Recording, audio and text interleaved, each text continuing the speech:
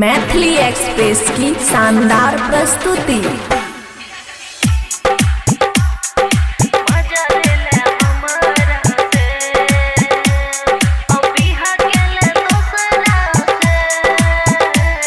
खुशी recording studio बलुआहा। जब जब बोलेला मिले ले लियो, जे जे तू कहला से हम के लियो।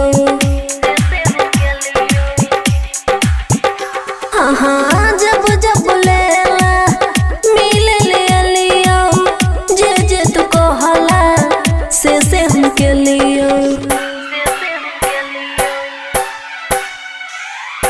मजा ले ले हमारा से बिहा के ले दूसरा से। मजा ले ले हमारा से बिहा के ले दूसरा से। मजा ले ले हमारा से। जब जब बोलेला मिले ले लियो, जे जे तू कहला से हम के लियो। मजा ले ले हमारा से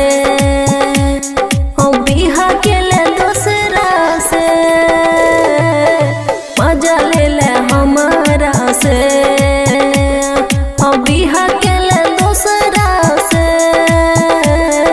मजा ले ले हमारा से। डीजे गुड मधुबनी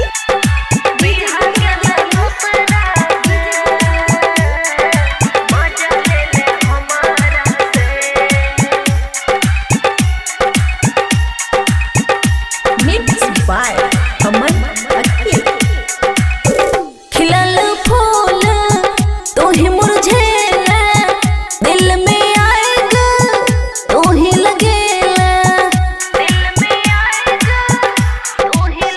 खिलल फूल तू ही मुरझेला, दिल पे आएगा तू ही लगेला। काम नहीं करे दिल पे मरहम, भूल गेल ही सब तो वादा कसम। घुट घुट के सहै छियै सितम।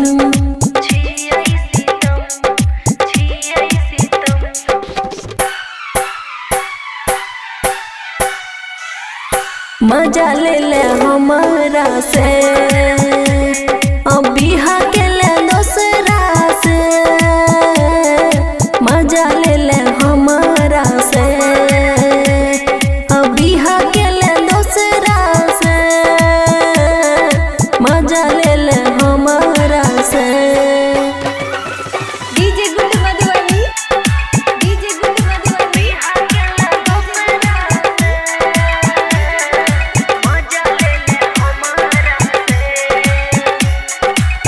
खुशी रिकॉर्डिंग स्टूडियो बलुआहा।